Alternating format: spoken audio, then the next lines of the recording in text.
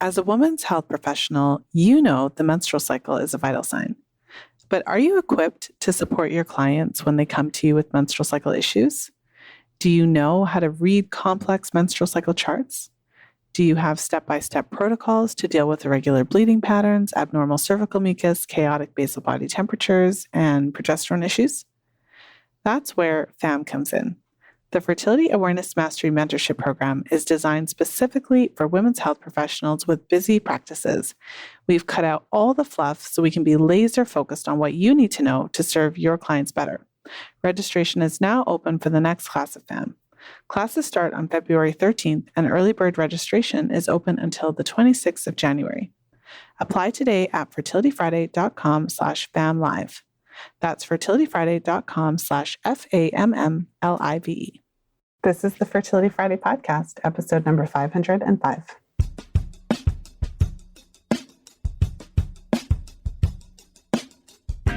Today I'm sharing another brand new episode in my FAMM research series, and the topic of the day is, should we use charting apps for birth control? So without further ado, let's go ahead and jump right in.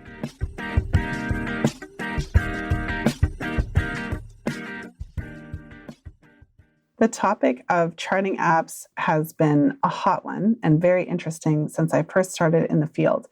And I think I have an interesting perspective to share because I started in this field before charting apps were even a thing. When I first started charting my cycle, I was literally creating spreadsheets on Excel and printing them and binding them into a book, which has now morphed into the Fertility Awareness Mastery Charting Workbook. So with that said, I wanted to share just a little bit of an overview about charting apps, and I would say just how they have evolved since their inception. So, and I also think it's helpful to know that there's different kinds of apps. So if you personally have used charting apps, you have probably noticed that there are apps that are period trackers. So apps that are just simply designed to help us to keep it straight when our next period is coming. They don't necessarily contain detailed information or detailed settings that would allow us to note cervical mucus observations or temperature. So there are just those period tracker apps. And then there are also fertility awareness apps. And so for the bulk of today's episode, we will be focusing on those fertility awareness apps, the ones that are more specifically designed for cycle tracking in a more detailed sense, and also that many of which have the potential to actually predict when you're going to ovulate, when your fertile window is, or when your period is coming. So I use that term predict loosely, and we'll get into that a little bit more.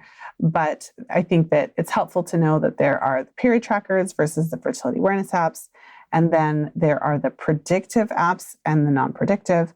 And there are some apps that boast that they are evidence-based, meaning that they're based on specific rules or a specific algorithm that they've developed to try to improve the efficacy of their predictions, versus other apps that don't necessarily make those claims. I'll start right off the bat by sharing my view of what role I think apps should be playing in your fertility awareness journey, let's say.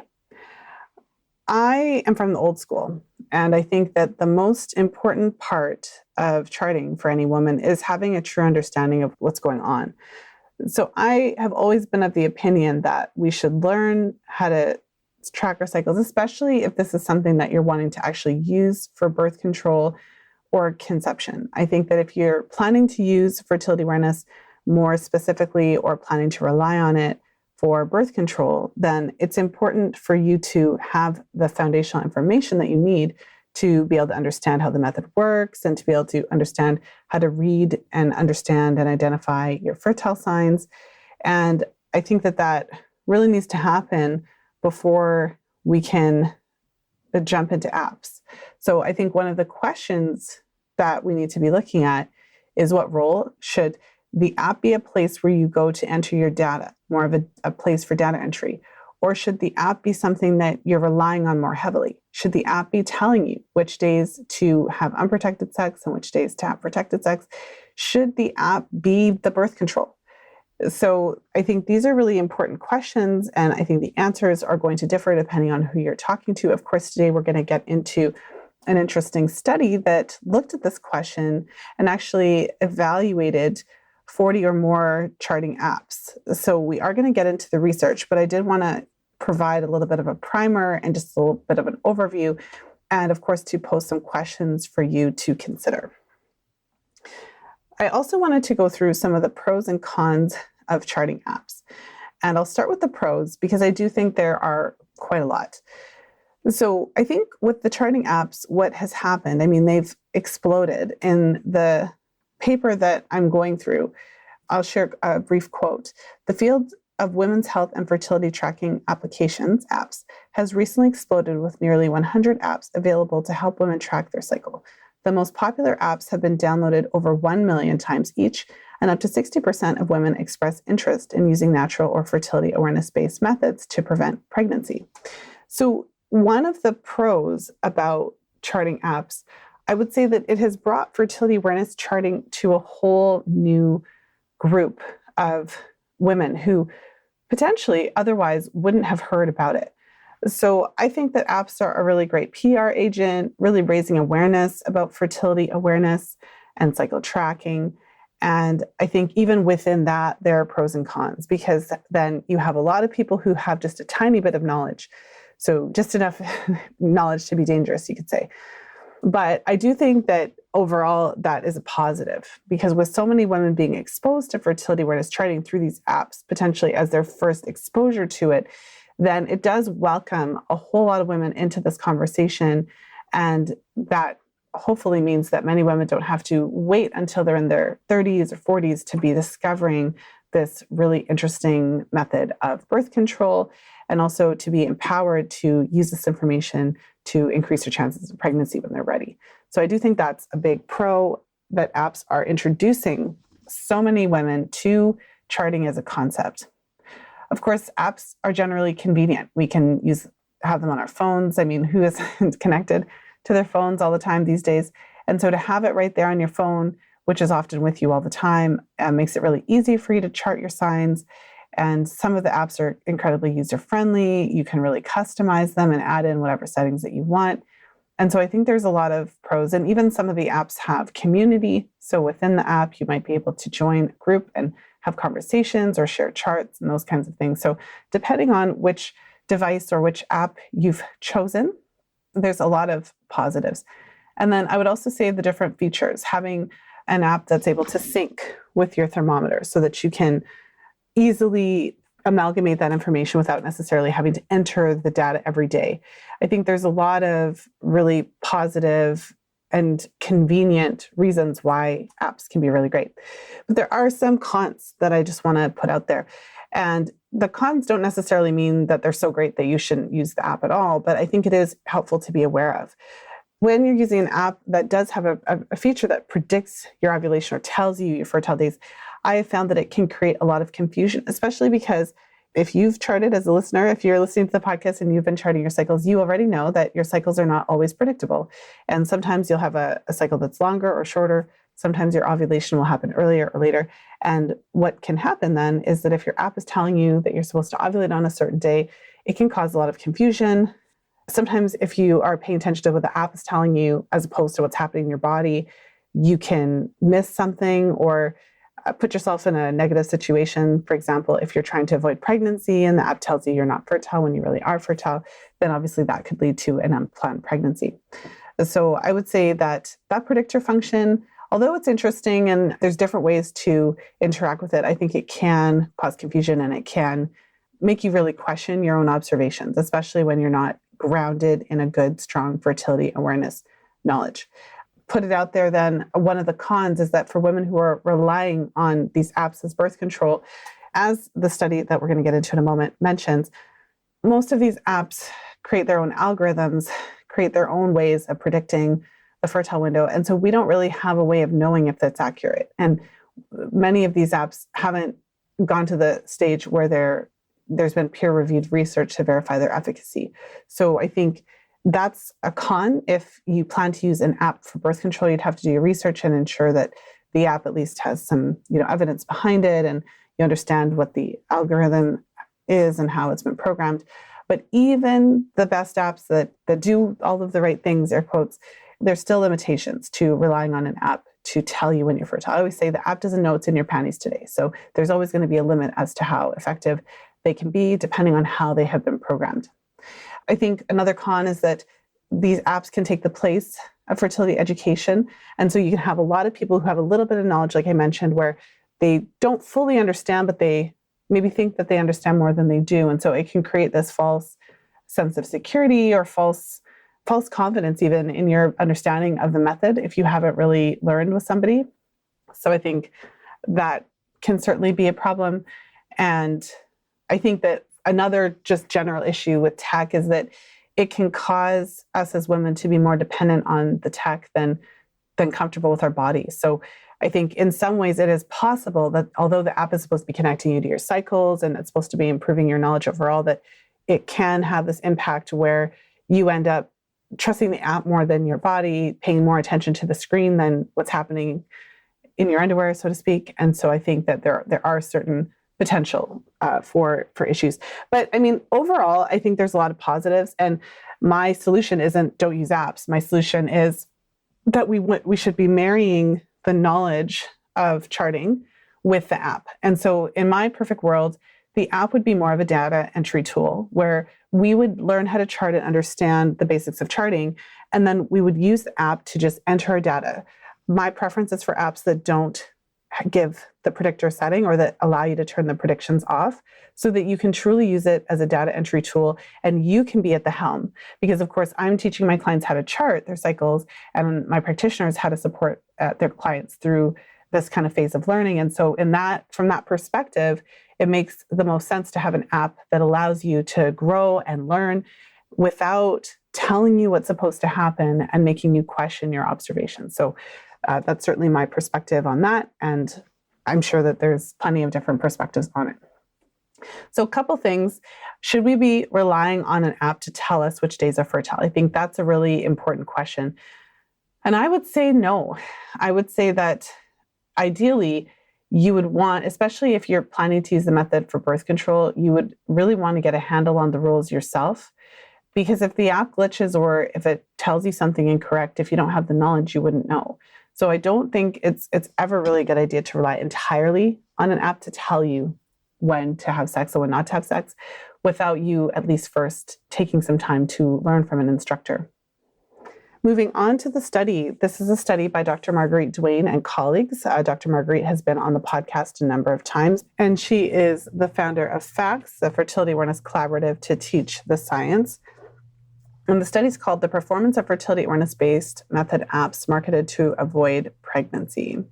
The researchers identified 95 apps for the study through iTunes and Google Play searches. And ultimately, they selected 40 apps and they rated them based on certain criteria, looking at the accuracy, whether they were using evidence-based criteria, and a variety of different factors that went into play. Of the 40 apps that they chose, 30 predicted the days of fertility for their users and 10 did not. And they noted a couple of interesting things. I mean, some of the apps had specific disclaimers that they were not to be used for birth control or they were not meant to predict the fertile window. They excluded those ones and were left with the apps that basically are, many of them at least, were actively promoting that they were predicting the fertile window. And so they compared the windows that were generated by these apps, so which days are fertile versus which are not, but they compared that to what the window would be based on evidence and guidelines related to fertility awareness-based methods. And although there was a lot of overlap between the evidence-based window and the app-defined window, there was a bit of a miscalculation. So there were, within the apps were saying that the fertile window was opening later, so it was missing some of those early fertile days. And then there was also extra fertile days that were given outside of the evidence-based kind of defined fertile window. So when we're looking at the study, there are a few discrepancies where the apps were not always right on point. And this is something that I know from experience, where although the apps may be right a lot of the time, they're not right 100% of the time. And I think that when it comes to using an app for birth control, I can't say that I would recommend using the app and having the app itself be the birth control. Because just from working with women all these years, and if you yourself have been charting, even if you've been charting for a few months, you'll already notice that the ovulation doesn't happen every single cycle at the same time or on the same day. If you're tracking your cervical mucus, you'll notice that some cycles you may have more days of mucus or less days, or it might start a couple days earlier one cycle and a couple days later another. And as a result of this constant fluctuation, even if it's minor, if you're relying on an app entirely for birth control, then even the evidence is telling us that there was a discrepancy. They were not always right on with their predictions. And so my argument saying that we should, if you want to use the app, have it as kind of a secondary, but have your knowledge and experience and understanding of the rules as the primary, that certainly remains a good recommendation. Popping into today's episode with an incredible resource to share. Today's episode is brought to you by my top resource for women's health professionals, How to Interpret Virtually Any Chart Your Client Throws at You. Our new ebook breaks down complex chart interpretation into an easy step-by-step process. Head over to fertilityfriday.com/chart to snag your complimentary copy today. That's fertilityfriday.com/chart. Now let's go ahead and jump back into today's episode.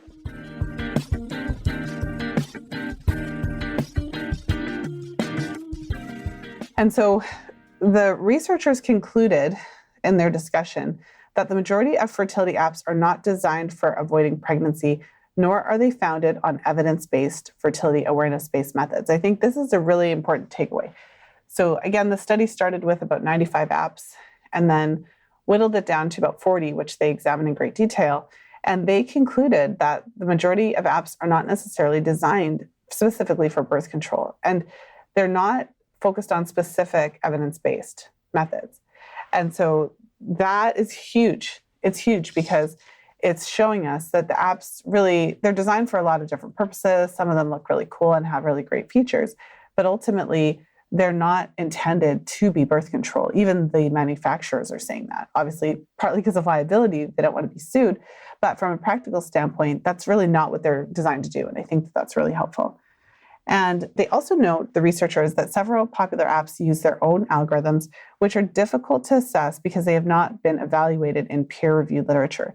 So again, they're telling you that even though these apps have these cute little designs that tell you which days you're supposed to be fertile and predict which days you're supposed to ovulate, these are independent groups that are creating their own apps and protocols and algorithms, not necessarily following any particular guidelines or research on the topic, but doing basic calculations. It's modern day rhythm method. And this has been what I've been kind of talking about since I started the podcast, which is that I'm skeptical of using apps and relying completely on them without having that knowledge, because this is not about using them. It's about actually following those predictions and doing what they say. So if it's telling you it's a fertile day, having sex based on that only and not tracking your cycle and understanding if it truly is a fertile day, or if it's telling you you have the green light and it's safe to actually follow that in lieu of actually charting. So that's specifically my issue, not just using it and writing in your data and things like that.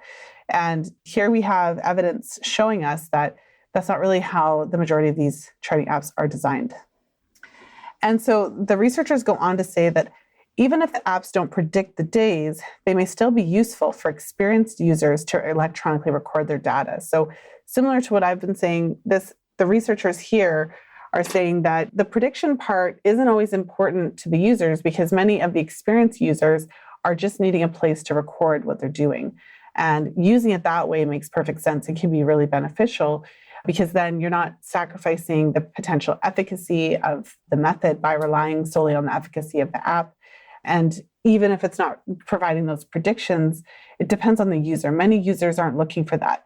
And I suppose depending on how you perceive it, I've certainly heard different perspectives over the years that are all valid. So I've heard clients say that even though they don't trust the prediction, they think it's fun to have it on because it's almost like a game. Like, how close is it going to get this cycle? Is it going to be on? Last cycle, it was 2 days off my ovulation, but maybe this cycle will be closer. So I think that an informed user, informed meaning that you know how the method works and you know the rules and you know what you're looking for, you know how to confirm ovulation, and you can note that, you know, yourself. I think having the app and having the predictions there as just an interesting secondary kind of observation and comparing it to what's really going on, I think that that can be a fun exercise for some users. But I would say that on the flip side, I've also spoken to many clients who look at what it's telling them and get really confused. Like it's telling them they're supposed to be in the fertile window, but they're not seeing mucus. It can really throw them off. Or it told them that they were supposed to ovulate earlier, and maybe they misinterpret some of their signs as a result. So they might have had one high temperature after that because of some sort of outlier situation, whether it's a fever or maybe there was just a disrupted night of sleep. But instead of looking at it as an outlier because you're expecting ovulation to happen because the app told you that you're supposed to be fertile, it can really cause us to misinterpret what we're seeing. So I think it's good to think about both sides and think about where you fall. The researchers also say that relying on fertility awareness-based method apps may not be sufficient to prevent pregnancy. So they're calling out as well that although these apps have a lot of features and they're really popular, the researchers even said that some of the best looking apps and the most attractive looking aren't necessarily the ones that are the most effective. So I think it's a typical scenario, like a buyer beware type situation where the message is clear, at least from this study, that the researchers are recommending that we use the apps solely for birth control, but that we're using them as a place to record our data, using them for their features, but really educating ourselves about fertility awareness-based methods. So you would probably think that after doing an episode solely on apps, I would conclude it by recommending my favorite one and doing an affiliate plug. But really the purpose of this episode was just to have the conversation about apps. I haven't done an episode about charting apps for a little while. I find it so interesting that I started the podcast in 2014. So we are officially in our 10th year of podcasting. So I find it so interesting that even when I first started the podcast, there was literally a handful of apps available. There wasn't that many. It was really revolutionary at the time for, I believe it was Kindara at the time, were one of the first user-friendly, specific to fertility awareness charting apps. And there wasn't very many specific to fertility awareness charting apps out there and available. And so fast forward to 10 years from when I started the podcast, I mean, there are literally hundreds of apps, hundreds of period tracker apps, hundreds of fertility awareness apps. I certainly don't keep track of all of them, but I do have a few general guidelines, which are not going to be a surprise to you after you've listened to this episode, for what to look for in an app, either for yourself or for your clients. If you're working with your clients and supporting them to chart their cycles, what should we be looking for in an app?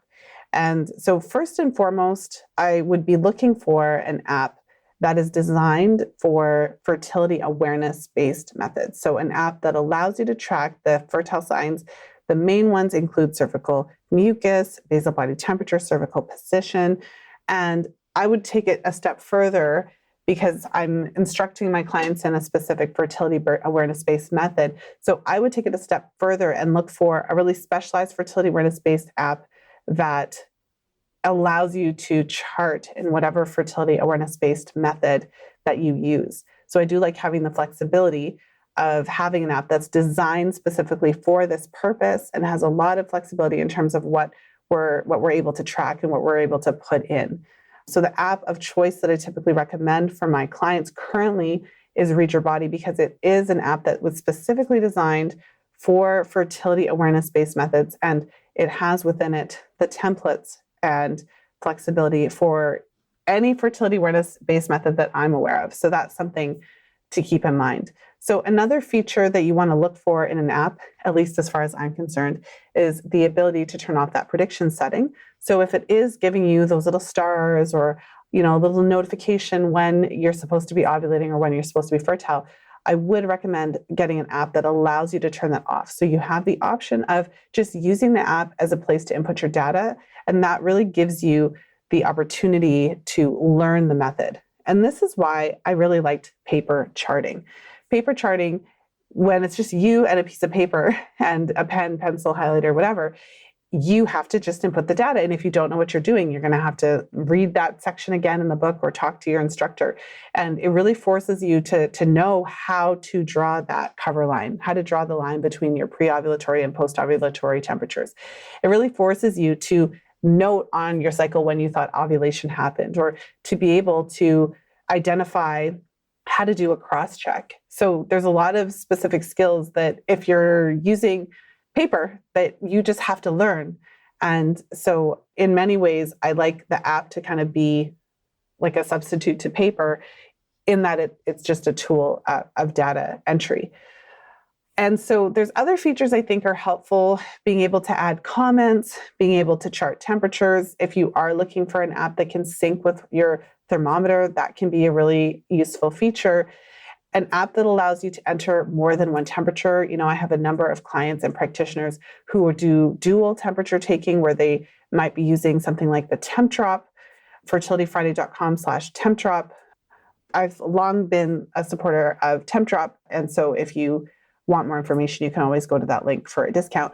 But I have a number of clients and practitioners who are using Temp Drop, and they also may be taking their oral temperature for a variety of different reasons. And so having an app that allows you to record both of those temperatures with a different color marker can be really helpful as well. Having the ability to add in comments, to add in custom categories, to basically add in as many categories as you want. If you want to track your sleep, if you want to track your bowel movements, if you want to track something specific about your mucus, breast tenderness, PMS symptoms, period pain, whatever. Look for an app that has the flexibility to be able to add those things. And so the other thing too is that I know that some of you prefer paper charting. And this was initially a surprise to me. Since I grew up in the old school and started charting circa, the year 2000, it's been over, how old am I? It's been over 20 years at this point. Initially, when I saw the charting apps coming in and the space changing, I really did think that my clients wouldn't have any interest in paper charting anymore. But what I discovered is still pretty consistently, I would say about at least 15% of my clients use paper. So obviously, most of my clients use charting apps, and we have, of course, wonderful options for doing that. But I still have this segment of my clients who like to chart on paper, who prefer it, and who find the whole practice to be really fun. And so for those clients, of course, I created the Fertility Awareness Charting Workbook. So if you want more details on that, you can go to fertilityfriday.com/workbook. It's available in Celsius, Fahrenheit. It's available in a coil-bound version that lays flat as well as paperback. And there's also an ebook that comes with printable charts. So you have all of these options if you like paper as well. Back to what you're looking for in a charting app, I think I covered most of it. But basically that flexibility, having those features, like I said, being able to sync with a thermometer, all of those things are really, really useful and can make the whole process of charting a little bit more convenient. I think some of us just need a little leg up. And for many of my clients, just having an option like that, where you could just take your temperature and it can just automatically update, can be really great. So again, the name of the study that we looked at today is called The Performance of Fertility Awareness-Based Method Apps Marketed to Avoid Pregnancy. If you want to have a peek at the study, you'll find the link over at fertilityfriday.com/505. If you're enjoying the FAMM research series, if you're liking these episodes and you want to go and have a listen to some of the prior episodes, you will find details about that at fertilityfriday.com/research. You'll find the list of all of the previous research episodes in the series, and we've covered a lot of really interesting topics. These are some of my favorite episodes now, and it gives me an opportunity to share a lot of the research that I've been doing. Make sure to stay tuned, because in the coming weeks, I'm going to share about my newest book. I've written a book with my dear friend and colleague, Lily Nichols. So if this is the first time you're hearing about it, I know many of my clients and many in the community have talked about how their worlds are colliding because the two of us teamed up to write an incredible book that combines the nutrition aspects that help us to optimize our menstrual cycle and fertility, and of course, the fertility awareness aspects as well. The book is an incredible labor of love. And I maintain that it's basically 2 books in 1 book because we have 2 of us really combining our expertise and skills. So the release date is coming up soon in the month of February. We are so excited. If you're not following me on social media, you can head over to Instagram. I'm at Fertility Friday. We'll be posting more about that there. If you want to be the absolute first to know when the book is coming out, make sure that you jump on my email list. You can head over to fertilityfriday.com/freebies and choose the freebie of your choice to join my list. And we will be notifying my list first of when the book is going live. So lots of details to come in the month of February. Just wanted to give you a little update there because we're really excited. We've been working on this project for almost 3 years. It's an incredible book. And for anybody who is looking to optimize their fertility, their menstrual cycle health, balance hormones, this is the book for you. So again, details to follow. And with that said, I hope you have a wonderful weekend, whenever you're tuning into the show. And of course, as always, be well and happy charting. And that's a wrap. If you're loving the Fertility Friday podcast, and especially the FAMM research series, I know you'll love our Fertility Awareness Mastery Mentorship Program. It's a 9-month immersive experience that will completely transform the way you work with clients, allowing you to not only teach fertility awareness to your clients, but to use the menstrual cycle as a vital sign and diagnostic tool in your women's health practice. Our next class starts on February the 13th, so there's still time to reserve your spot. There are no other programs like this offered anywhere. Transform your practice in 9 months. Head over to fertilityfriday.com/FAMMlive to apply now. That's fertilityfriday.com/FAMMLIVE.